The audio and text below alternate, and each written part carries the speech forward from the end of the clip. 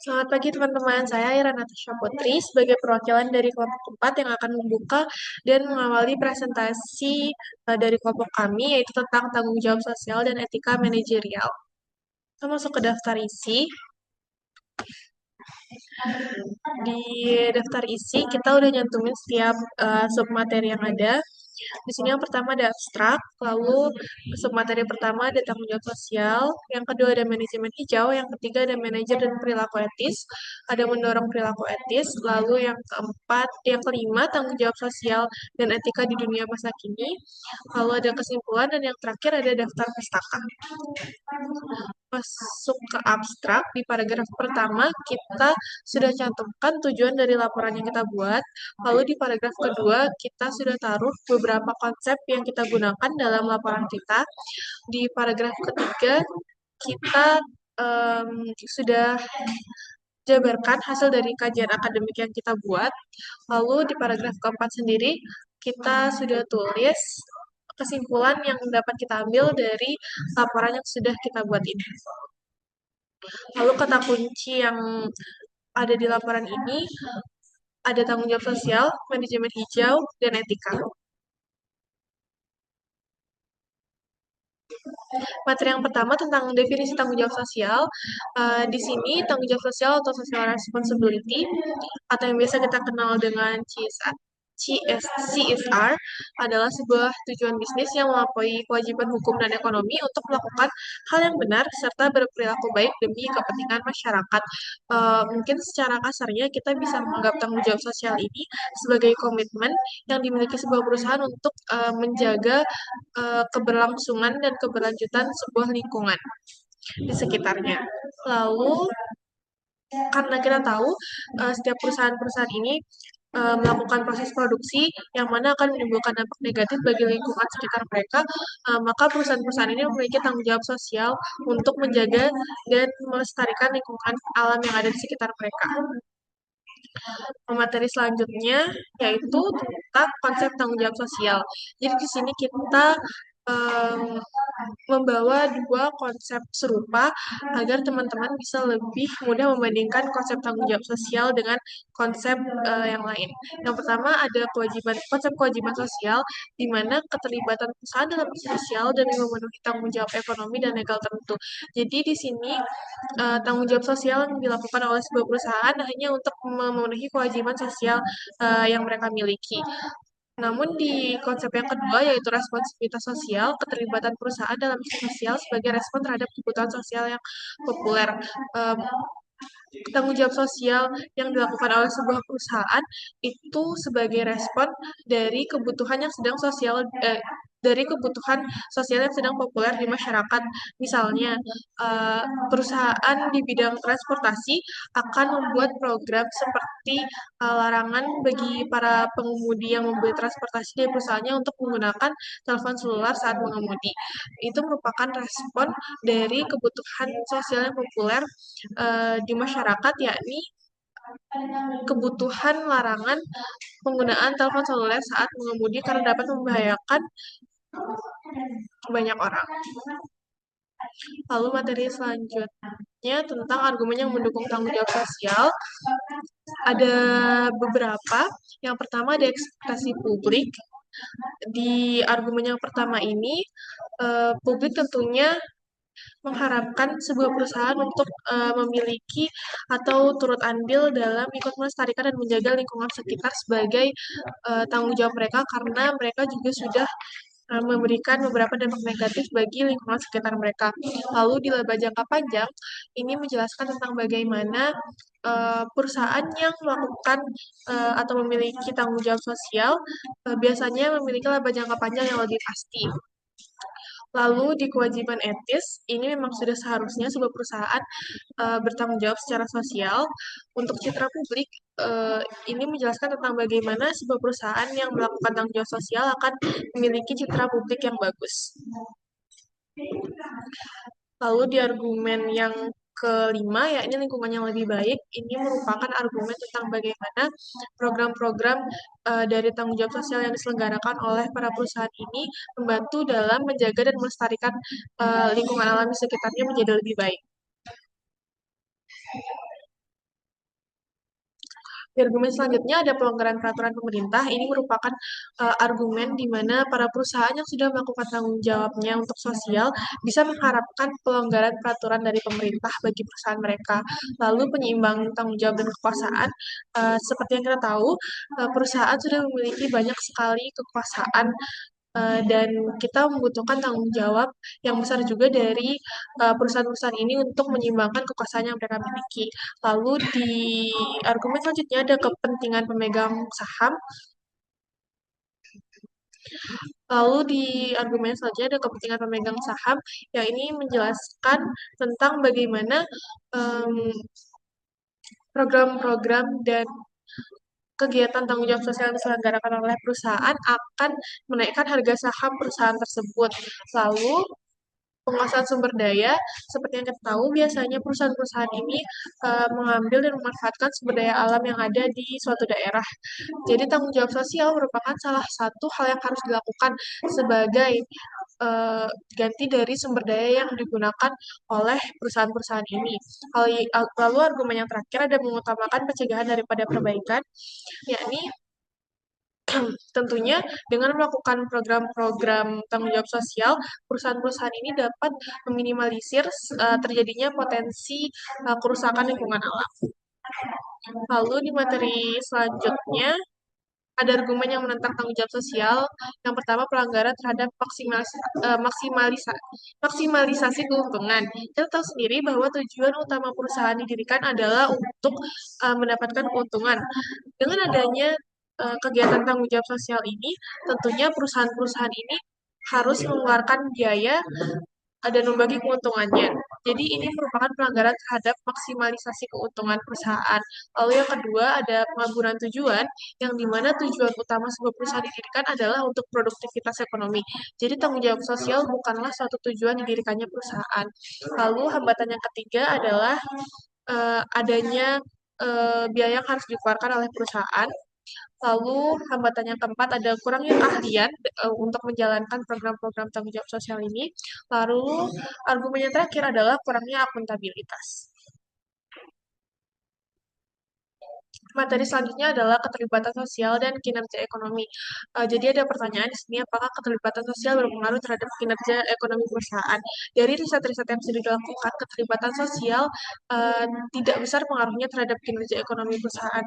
Hal ini disebabkan karena adanya faktor-faktor lain yang mempengaruhi kinerja ekonomi perusahaan seperti skala dari perusahaan itu sendiri, keadaan ekonomi, dan lingkungan peraturan dari sekitar perusahaan.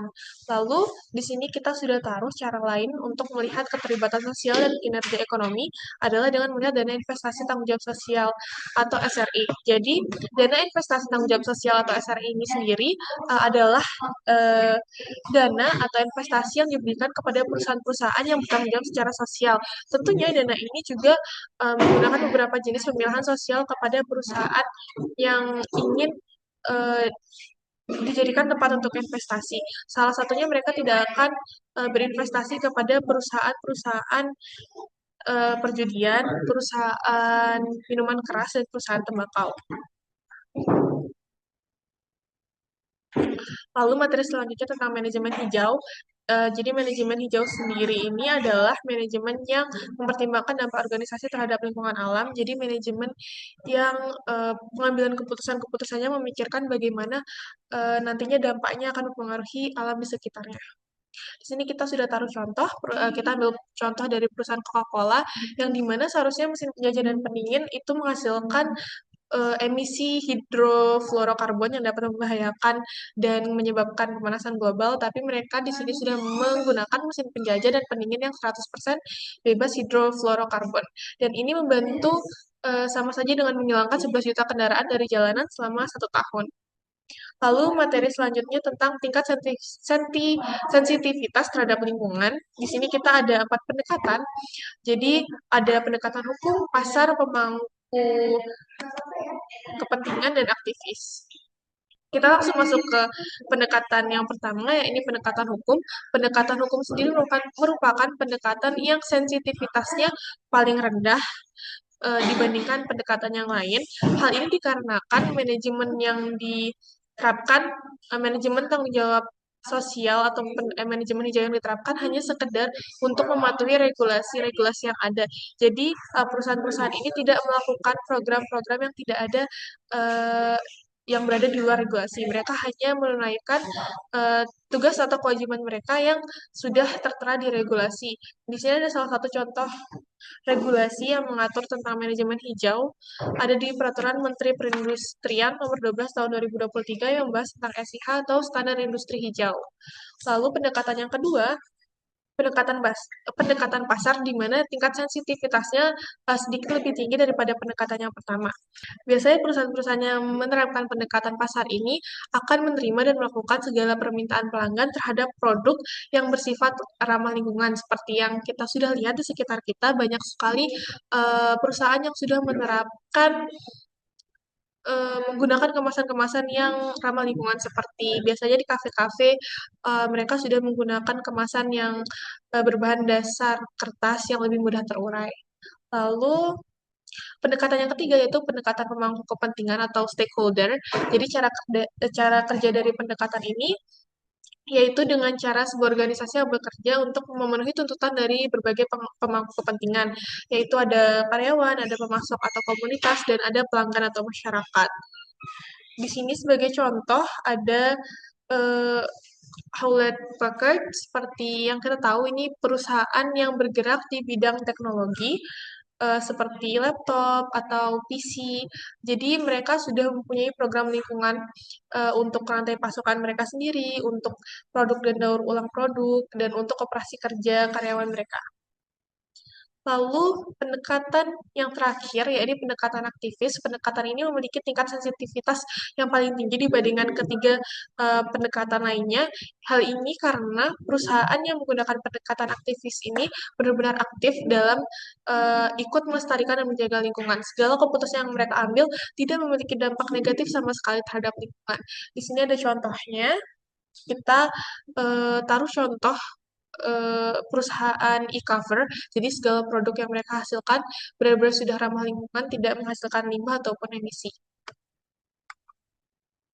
Lalu ini adalah beberapa cara untuk mengevaluasi tindakan manajemen hijau. Yang pertama ada dengan melaporkan usaha dalam mempromosikan kelestarian lingkungan. Di sini kita bisa cek di situs yang sudah tertera. Jadi kita bisa tahu uh, udah sejauh mana proses yang dilakukan berbagai perusahaan ini dalam mempromosikan dan mempromosikan kelestarian lingkungan sendiri. Lalu cara yang kedua, dengan menunjukkan komitmen menjalankan manajemen hijau, banyak perusahaan yang mengejar standar ISO. Jadi standar ISO ini adalah standar yang digunakan sebagai panduan berbagai perusahaan dalam menjalankan manajemen hijau. Yang paling terkenal adalah ISO 9000 atau manajemen mutu kualitas dan ISO 14.000 yakni manajemen lingkungan. Lalu cara terakhir dengan menggunakan daftar global 100 dari korporasi yang paling berkelanjutan di dunia, bisa dicek langsung di situsnya, dan daftar ini diumumkan setiap tahun di dalam World Economic Forum yang tersohor di Davos, Swiss. Lalu ke materi selanjutnya tentang manajer dan perilaku etis. Uh, dalam bisnis, segala manajer pastinya akan menghadapi tantangan etika, seperti pertanyaan mengenai suap atau penggunaan sumber daya perusahaan untuk kepentingan pribadi, dan eh, pertanyaan-pertanyaan lain.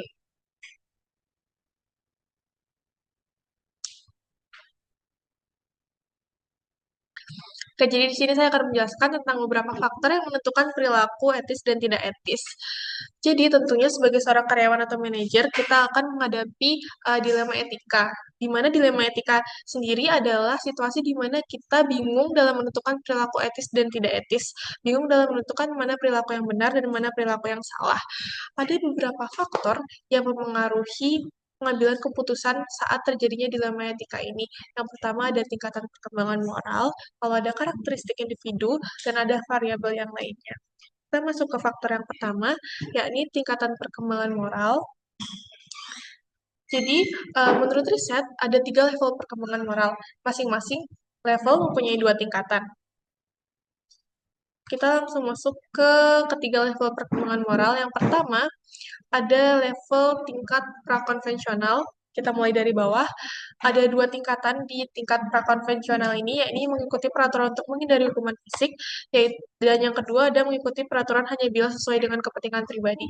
Jadi di tingkat pertama ini, eh, seseorang menentukan mana yang etis dan tidak etis masih berpacu kepada peraturan-peraturan yang tertulis. Jadi mereka belum mempunyai prinsip sendiri untuk menentukan mana yang etis dan mana yang tidak etis. Lalu di tingkat yang kedua ada tingkat konvensional, di mana tingkatannya ada hidup sesuai dengan ekspektasi orang-orang di sekitar Anda. Lalu yang kedua ada menjaga tataran konvensional dengan memenuhi kewajiban yang telah Anda setujui. Jadi di tingkat konvensional ini eh, orang-orang masih memisahkan mana yang etis dan tidak etis sesuai dengan peraturan, namun sudah bisa memilah peraturan mana yang ingin diikuti dan yang mana tidak ingin diikuti. Di tingkat yang terakhir atau tingkat prinsipal, di sini mereka bisa menentukan mana yang etis dan tidak etis sesuai dengan kemauan atau prinsip yang sudah mereka miliki sendiri. Jadi mereka tidak akan mengikuti peraturan yang ada, walaupun akan menimbulkan konsekuensi seperti misalnya jika tidak mematuhi peraturan akan mendapatkan hukuman. Namun jika dengan melanggar peraturan merupakan hal yang benar bagi mereka, mereka akan tetap melanggar peraturan tersebut. Lalu faktor yang kedua merupakan karakteristik individu, karena kita tahu nilai dan kepribadian seseorang itu berbeda-beda, dan kita memiliki karakteristik individu dan cara berpikir yang beda-beda, maka hal ini sangat mempengaruhi pengambilan keputusan saat kita mengalami dilema etika. Bagaimana cara kita berpikir, bagaimana cara kita memandang suatu masalah atau suatu perilaku sangat mempengaruhi tindakan apa yang akan kita ambil setelahnya.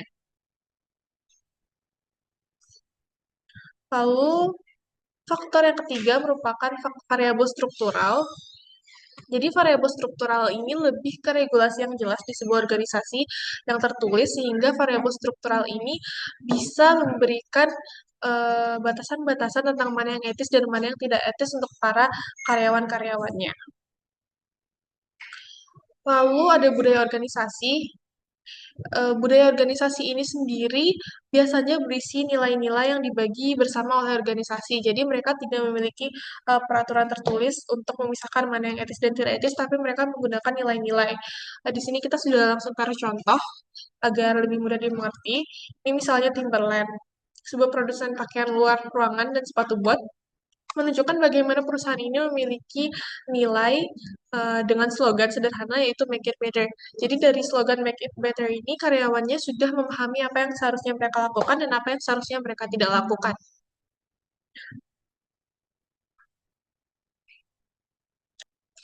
Jadi intensitas masalah ini sendiri bisa dianggap tentang bagaimana cara seseorang ini menempatkan masalah etika tersebut. Bisa diukur dari besarnya kerusakan yang ditimbulkan, bisa diukur dari konsensus kesalahan, bisa diukur dari probabilitas kerusakan, dan bisa diukur dari kesegaran konsekuensi dan kedekatan terhadap korban ataupun konsentrasi pengaruhnya.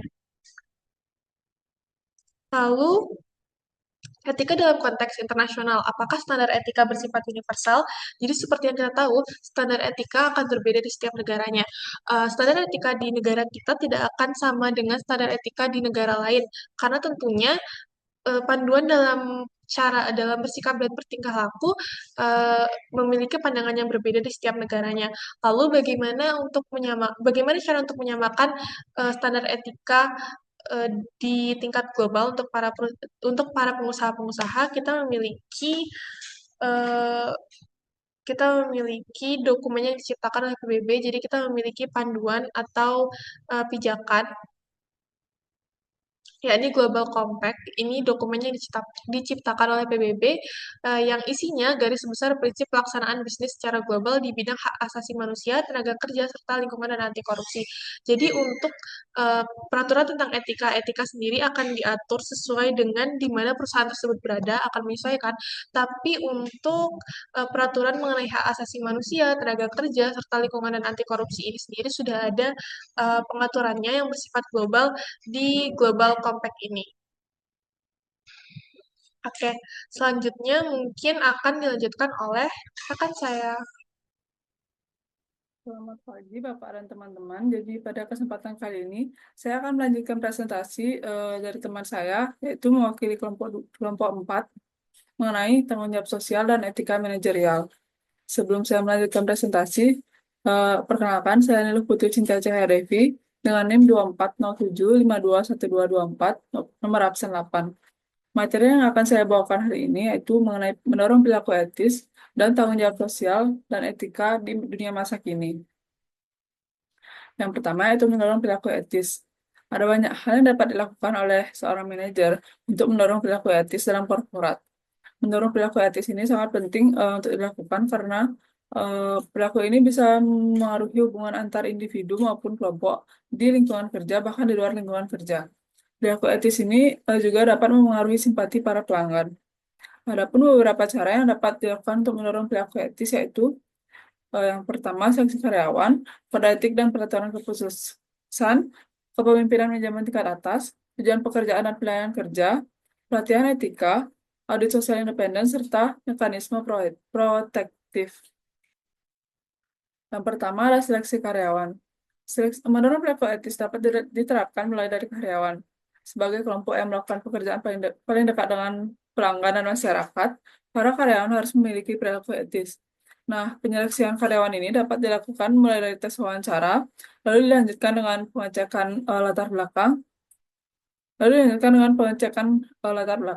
Hal ini dilakukan untuk menghindari lolosnya karyawan yang tidak berperilaku etis, tidak jujur, dan tidak memiliki perilaku yang tidak diinginkan. Lalu yang kedua ada kode etik dan peraturan keputusan. Perspektif mengenai apa yang etis dan tidak etis selalu berbeda menurut setiap individu. Bila tidak ada regulasi atau kode etik eksplisit sebagai batasan-batasan yang dapat dipahami dan dilihat langsung, akan sulit untuk mengatur perilaku etis dari beberapa kelompok yang pastinya memiliki perspektif yang berbeda. Oleh karena itu, perilaku etis ini dapat lebih mudah dikendalikan dengan adanya kode etik yang eksplisit bagi semua pihak. Selanjutnya, kepemimpinan manajemen tingkat atas. Di sini ada pertanyaan, kira-kira apa dampak yang dapat diberikan oleh para pemegang kekuasaan tingkat atas terhadap perilaku etis manajemen di bawahnya? Nah, sesuai prinsip yang dipercaya oleh semua orang, seorang pemimpin itu memiliki tanggung jawab yang besar karena mereka mencerminkan segala sesuatu yang ada pada kelompok yang dipimpinnya termasuk perilaku. Nah, sikap dan sifat yang dimiliki oleh pemimpin yang memegang kekuasaan teratas di perusahaan tentu akan dijadikan tolak ukur bagi para karyawannya. Selain menjadi contoh, apresiasi dari para pemimpin untuk karyawan yang sudah berhasil atau melakukan pencapaian dan hal baik itu dapat memberikan pengertian bahwa hal itu dapat diterima. Sedangkan sebaliknya, pemberian hukuman pada hal yang tidak benar dapat memberikan pengertian bahwa hal tersebut tidak dapat diterima dalam perusahaan. Lalu selanjutnya, tujuan pekerjaan dan pilihan kerja. Eh, jika tujuan dan pekerjaan Jika tujuan dan pilihan kerja yang tidak realistis itu dapat menekan karyawan melakukan perilaku yang tidak etis. Nah, artinya jika atasan kita memberikan tujuan kerja yang tidak yang di luar kemampuan kita atau terlalu mengejar-ngejar kita dengan ekspektasi yang tinggi itu dapat menekan karyawan melakukan perilaku yang tidak etis untuk mencapai target yang diberikan oleh atasan tersebut. Lalu selanjutnya ada pelatihan etika. Pelatihan etika ini dapat membantu meningkatkan kesadaran dan pemahaman karyawan tentang perilaku etis. Pelatihan etika ini bisa didapat dari seminar, lokal karya, program pelatihan etika sejenis lainnya. Banyak perusahaan yang memberikan pelatihan etika kepada karyawannya dan terbukti itu bisa meningkatkan perilaku yang lebih baik dari karyawan daripada yang sebelumnya. Lalu ada audit sosial independen. Audit sosial merupakan metode yang dilakukan untuk memahami, menilai, memantau, mencocokkan maupun memverifikasi berbagai tindakan dan pelaksanaan keputusan yang sudah ditetapkan oleh para atasan terhadap karyawan. Maaf, audit sosial independen ini bisa membantu atasan untuk memantau perilaku para karyawannya dan memutuskan keputusan atau tindakan apa yang harus diambil berdasarkan hasil dari audit. Lalu selanjutnya ada mekanisme protektif. Apa yang harus dilakukan ketika karyawan mengalami dilema etika? Nah, tak jarang dilema etika ini dialami oleh karyawan di mana mereka dihadapkan oleh dua pilihan yang dalam moral bernilai sama, entah itu etis maupun tidak etis. namun bertentangan. Nah, banyak perusahaan yang menanggapi ini dengan menggunakan jasa konsultan untuk mengambil keputusan. Adapun beberapa pilihan yang dapat diambil dalam mengatasi dilema etika yaitu berpikir berbasis hasil akhir atau dan berorientasi pada aturan yang benar atau yang paling etis. Lalu selanjutnya ada masalah tanggung jawab sosial dan etika di dunia masa kini. Pada saat ini, manajer itu senantiasa menghadapi tantangan untuk bertanggung jawab, baik secara sosial maupun secara moral. Adapun tiga isu yang terbaru mengenai topik ini yaitu yang pertama mengelola kegagalan moral dan kebobrokan sosial, yang kedua mendorong kewirausahaan sosial, dan yang terakhir mempromosikan perubahan sosial yang positif. Yang pertama mengelola kegagalan moral dan kebobrokan sosial. Meskipun kemarahan publik terhadap kebobrokan pada era Enron, praktik tidak bertanggung jawab dan tidak etis oleh manajer masih terus berlangsung di berbagai organisasi seperti Goldman Sachs dan Lehman Brothers. Survei menunjukkan bahwa 45% pegawai pernah tertidur saat bekerja, 22% menyebar kabar burung mengenai teman kerjanya, 18% membolos, dan 2% mengambil penghargaan dari pekerjaan orang lain.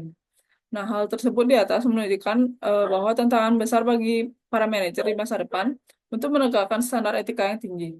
Nah, untuk mengatasi masalah-masalah tersebut, manajer perlu mengambil tindakan penting berupa kepemimpinan yang beretika, serta memberikan perlindungan bagi mereka yang telah eh, melaporkan tindakan salah. Nah, yang pertama, kepemimpinan yang beretika. Sesuatu yang dapat dilakukan manajer memiliki pengaruh yang kuat kepada karyawan untuk berperilaku etis atau tidak. Ketika manajer melakukan tindakan tidak etis seperti menipu, berbohong, mencuri, manipulasi, dan semacamnya itu dapat membuat karyawan merasa bahwa perilaku tidak etis ini diperbolehkan atau bahkan dihargai di dalam perusahaan tersebut, sehingga perilaku tersebut dapat mengancam integritas dan budaya perusahaan. Lalu yang kedua, perlindungan bagi karyawan yang mengangkat isu etika. Nah, penting bagi manajer untuk memastikan bahwa karyawan yang mengangkat masalah atau isu etika tidak akan menghadapi risiko pribadi atau karir. Individu ini sering disebut sebagai pengadu. Nah, survei menunjukkan bahwa sebagian besar orang enggan untuk melakukan pengaduan, dan sikap itulah yang harus diluruskan oleh manajer. Karyawan yang ingin melakukan pengaduan dapat dilindungi oleh manajer dengan cara menyediakan saluran langsung bebas biaya dan menciptakan budaya di mana berita buruk dapat terdengar dan ditindaklanjuti sebelum terlambat. Lalu yang selanjutnya ada kewirausahaan sosial. Wirausahaan sosial memiliki peran signifikan dalam mengatasi masalah sosial dunia dengan pendekatan yang inovatif dan berkelanjutan. Selain itu, wirausahaan sosial berkolaborasi dengan kelompok masyarakat dan organisasi nirlaba untuk mengembangkan solusi praktis terhadap masalah sosial. Contohnya adalah program for Appropriate Technology in Health atau PATH yang menggunakan teknologi berbiaya rendah untuk memberikan layanan kesehatan kepada kaum miskin di negara berkembang. Nah, mereka menciptakan solusi sederhana namun efektif seperti perangkat melahirkan yang bersih dan alat suntik sekali pakai. Adapun contoh yang kedua yaitu Red Paget, pendiri Blue, merupakan contoh nyata dari wirausahaan sosial yang menjadikan perusahaannya sebagai perusahaan pertama di dunia yang netral karbon dengan menggunakan botol yang terbuat dari jagung yang dapat dikomposkan. Blue ini tidak hanya berfokus pada laba, tetapi juga mereka menyalurkan keuntungan untuk proyek-proyek yang menyediakan akses air bersih di daerah yang membutuhkannya. Nah, dari contoh-contoh di atas, kita dapat belajar bahwa meskipun banyak organisasi berkomitmen untuk berbisnis secara etis, mereka dapat eh, mereka dapat melakukan lebih dengan mengikuti jejak wirausahaan sosial. Ini bisa melibatkan kolaborasi dengan komunitas atau memberikan keterampilan yang dibutuhkan untuk memajukan masyarakat. Lalu yang selanjutnya ada bisnis mempromosikan perubahan sosial yang positif. Bisnis dapat berkontribusi dalam mempromosikan perubahan sosial melalui dua cara utama yaitu filantropi perusahaan dan upaya sukarela karyawan. Filantropi perusahaan dapat menjadi jalan yang efektif bagi perusahaan untuk menghadapi masalah masyarakat. Banyak organisasi yang menyumbangkan uangnya untuk berbagai tujuan atau gerakan amal yang diperhatikan oleh karyawan dan pelanggan. Nah, contohnya kampanye Merah Muda untuk mengangkat kesadaran bahaya kanker payudara dan kampanye AIDS Rate Global yang dimulai oleh Buno adalah cara-cara perusahaan mendukung gerakan sosial. Lalu ada upaya sukarela karyawan. Sukarela karyawan merupakan jalan yang populer bagi bisnis untuk terlibat dalam promosi perubahan sosial. Banyak bisnis mendorong karyawan mereka Banyak bisnis yang mendorong karyawan mereka untuk menjadi sukarelawan dengan menyediakan waktu cuti yang dibayar. Upaya sukarela seperti itu tidak hanya menguntungkan komunitas, tapi juga meningkatkan upaya kerja dan motivasi karyawan.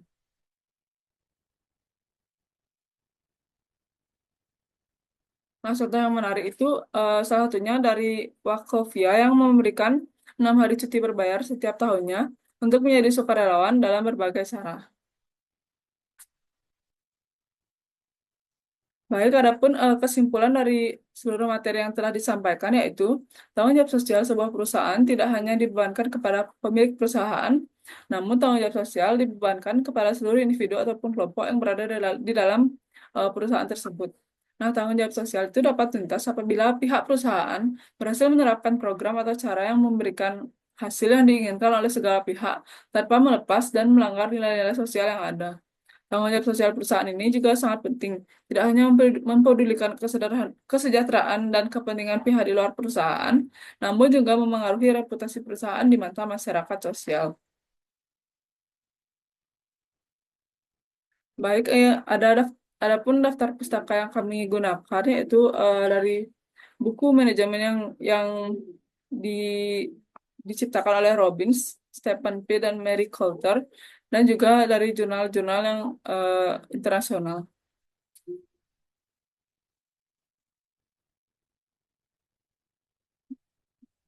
Baik, sekian presentasi dari kelompok kami. Kami meminta maaf jika ada kesalahan yang disengaja maupun tidak disengaja. Kami ucapkan terima kasih.